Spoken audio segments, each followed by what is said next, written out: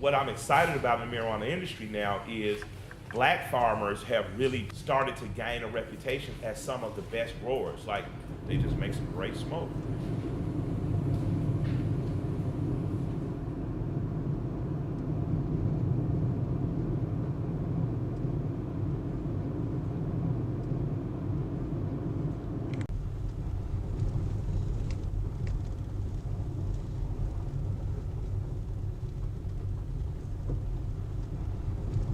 My first interaction with cannabis, I remember very vividly. It was after school with a couple of friends. We went down to the lake, and I actually got high. And then since then, you know, I've had a natural affinity for cannabis. I grew up, you know, in Virginia and Florida, South Carolina, Georgia. I moved out here with my engineering company and decided that cannabis was a better bet for me. My name is Jesce Horton. I am a cannabis industry professional working in the business aspect of cannabis with a dispensary and a cultivation center and processing center, as well as with the regulatory side of cannabis, and an activist, the founder or co-founder and chairman of the Minority Cannabis Business Association.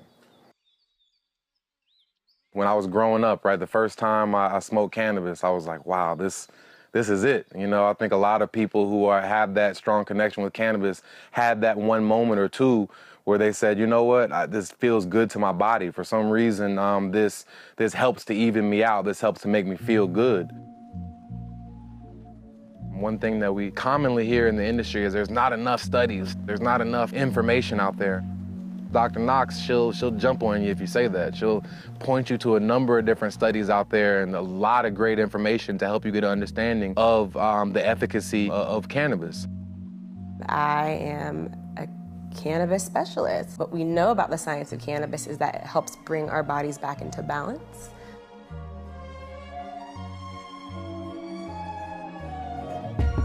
What we've found through the study of cannabis is that we all have an endocannabinoid system. It controls our neurologic system.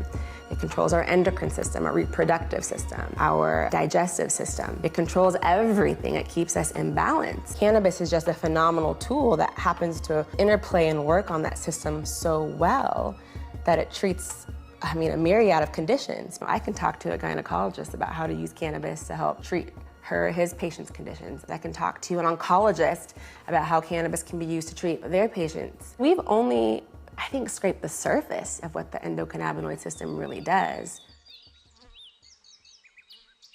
The plants right now, they're in about week two and a half of flower.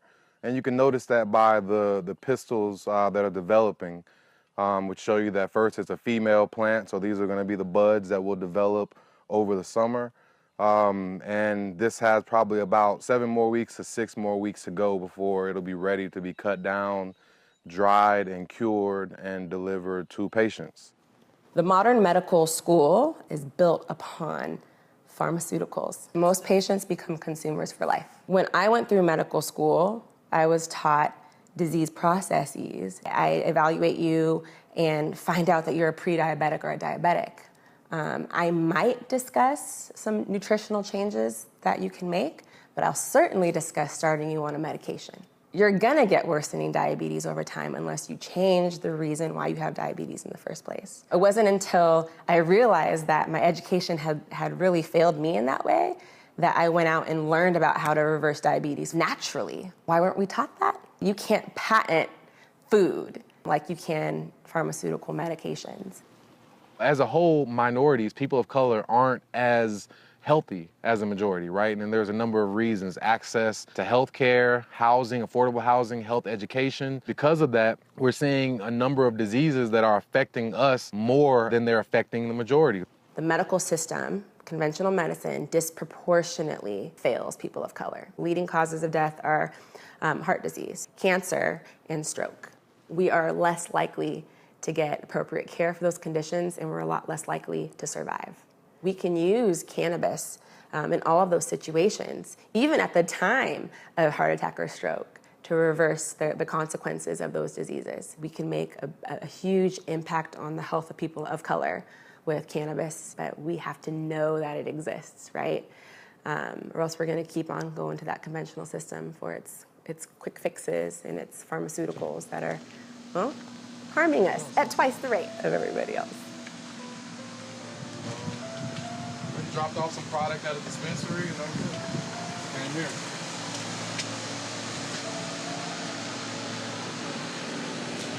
Please wipe your feet.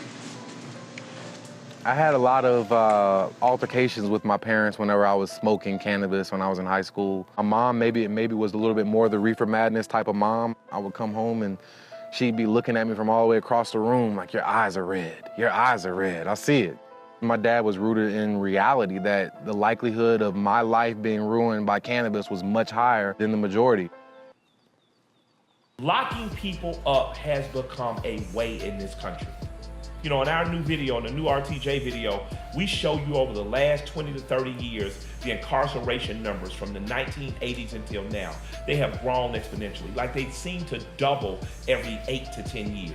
That's scary. And these people that are entering mostly are non-violent drug offenders. My first cannabis arrest happened when I believe I was maybe 19 years old. I was driving.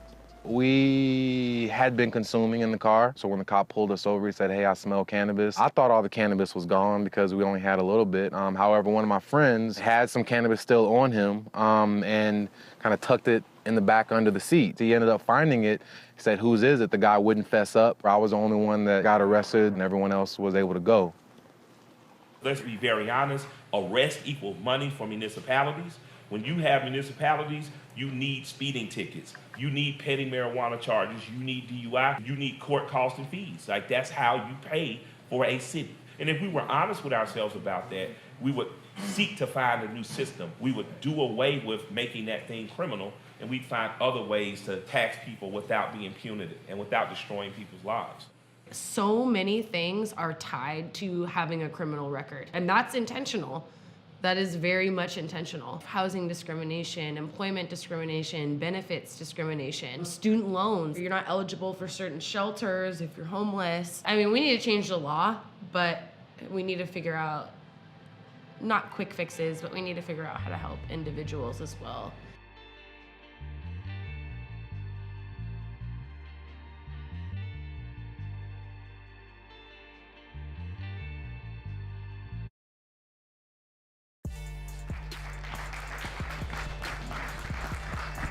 Things like this and growing programs like this and working with partners like Marley Natural who understand that we can use the prosperity of the industry to help these communities to thrive is a key way for us to turn over that new leaf and to make this transition into a new era of the cannabis industry and the cannabis plant. Today, we're here to come together and recognize and reconcile the harms done by the war on drugs. We bring in all of the legal representatives, all of the tools that someone needs in order to get their record expunged. We're submitting it for them in order to get these felonies and misdemeanors taken off. By expunging it and taking this step, we can help people to open up those opportunities again. When you understand and really open your mind up to the knowledge of cannabis, as opposed to just looking at the stereotypes of what you see on TV, how can you really have that same opinion? We have to just start giving more knowledge out there. That's part of what MCBA wants to do, is really help to show people the truth about cannabis. And I think that the more we do that, it will become a very, very normal part of our society. Black people, James Baldwin told us right. Prohibition doesn't work. It usually punishes us first. I don't care what your preacher says. I don't care what your politicians have said. We need to become less conservative in what we follow and allow people to truly be free with their own bodies, minds, and spirits.